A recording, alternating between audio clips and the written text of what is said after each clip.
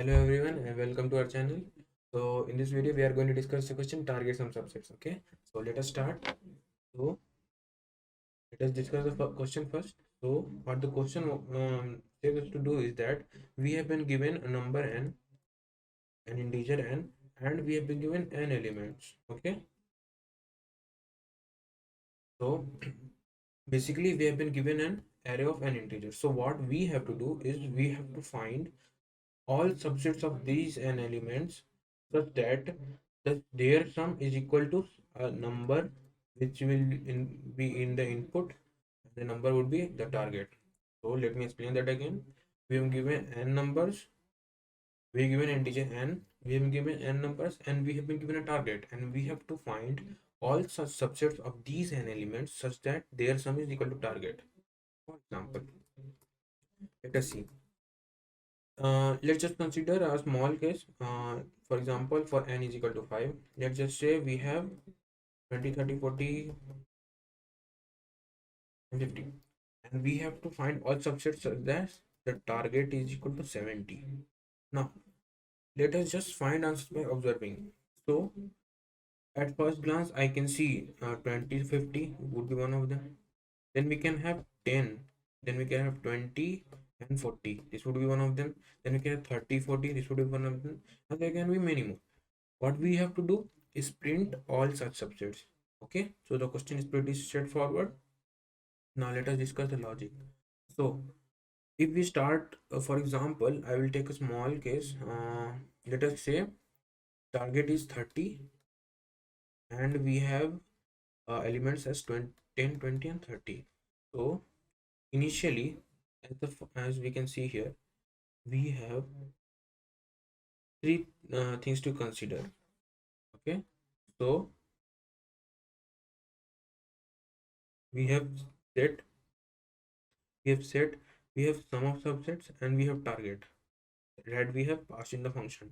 Okay, so these three we are going to consider in our dry run 2. Okay, now proceeding here, initially what we have to do is we have to consider set, sum of subsets, and the target. The target would be same also. This will we will just use for comparison purposes. Okay, so initially this would be blank because we haven't chosen any of the elements. This would be 0 because the set is blank, and this would be the input. This would be from the input. So let us start.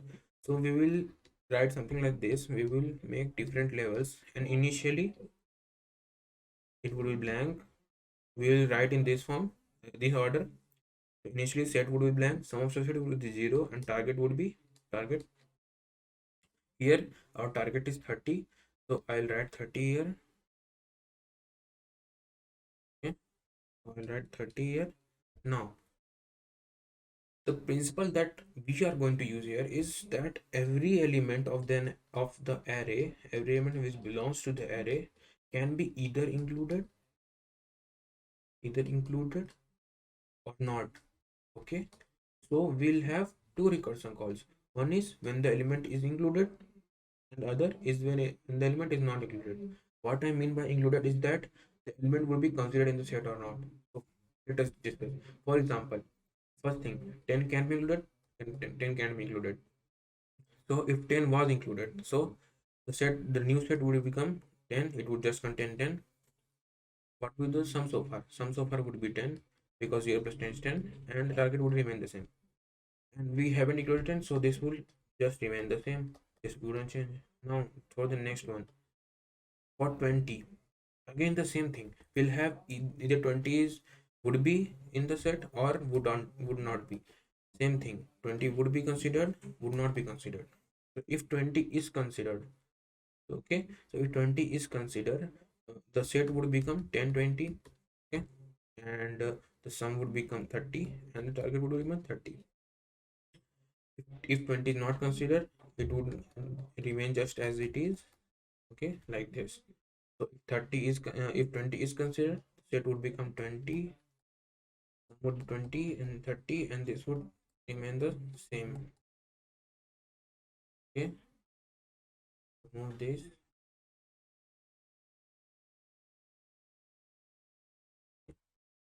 Now For every one of these, we'll have two options.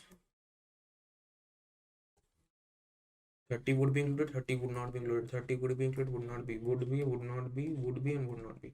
So if 30 was included, it would become 10, 20, 30. The sum would be 30 less 60. And the target was 30. Okay.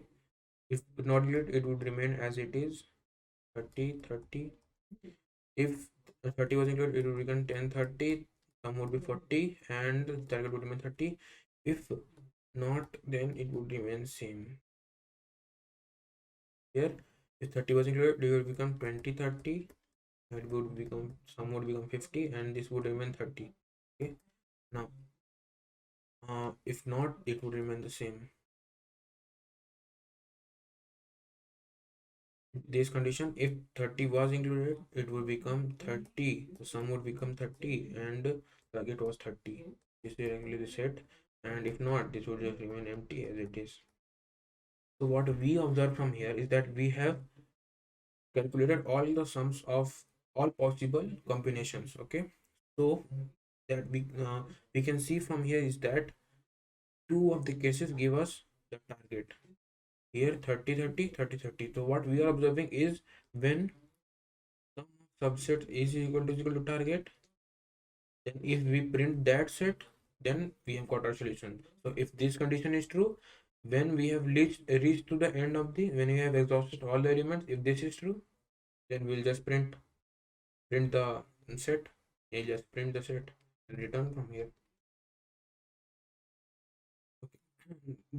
Before writing the code, okay, sir, let us just write the code. Then I'll explain one small problem that is specific in this question. So let us first quickly take the input scanner. I'll take and then I'll declare an array. This would actually be the set.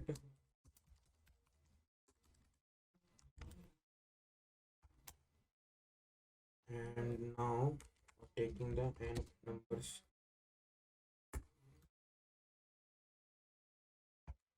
is equal to 0, less than n, plus and array I is equal to sc dot next int.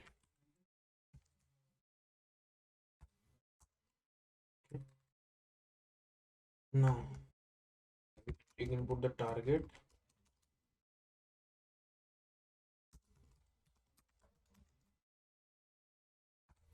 So before proceeding, I will just copy this and I will move it to the header so that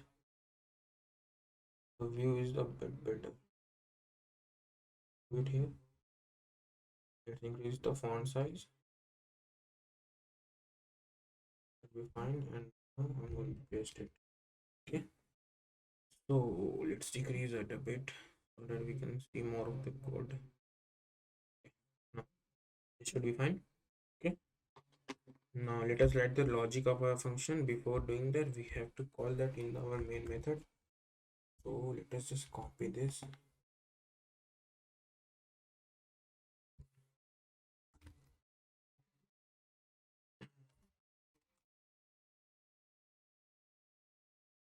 Here I will use array. The index is basically the index of the element which we are currently at. So index represent current index. So current initially the current index would be 0. Initially the set was empty. The sum of subsets was some subset was 0, and the target would be the input target. Okay. Now we have to write the logic of the function. So let's just do that. Okay, so as explained earlier, we have two recursion calls. One when the element of the array is included, or one for when it is not included. So first case when it is included. So if it is included, then we will increase the IDs either ways. If it is included or not, IDs will always increase. But if it is included, we will add that to the set, okay, array idx, and um, we have to provide a comma here according to the formatting given in the sample input, sample output. Now all we have to do is add the array idx into the subset, sum of subsets. So if it is included, we have to add that into sum of subsets and target. Now the next condition is when it is not included. So I will just write idx plus 1 and the rest of them will remain the same because the element was not included. This is an excluded and this was when included. Okay, now I have to write the base cases. So if idx reaches the end of the element, we iterated until it is the end of the array.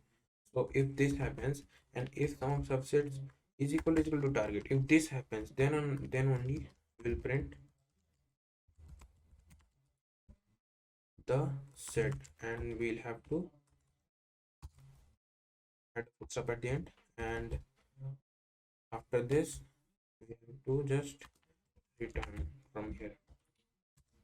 Before submitting, there is one more thing I have to add. First, let me write that if sum of subsets is greater than target, we'll just return. So why I wrote this is because there might be some conditions where the length of array is quite large. So as I showed earlier, the tree that would be formed by that, as you can observe here, even for 3, the size of the tree is this. Imagine for array length 30 or 35 or even greater than that.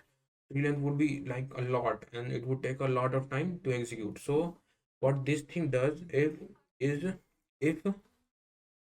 for any case the sum subset becomes greater than target, so that means we don't have to calculate further, so we don't have to operate on that case, so we'll just eliminate that case. This would actually reduce our branches of the tree, so it reduces the overall time.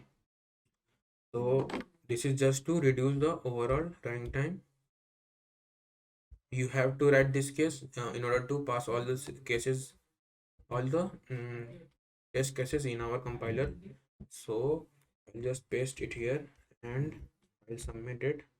Let's see if our answer is correct. Should pass.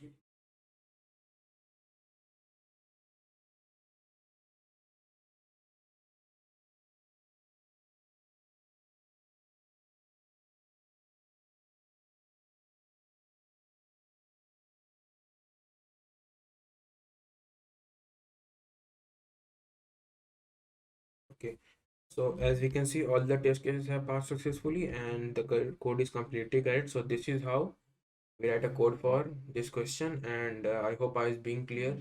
I hope I explained good.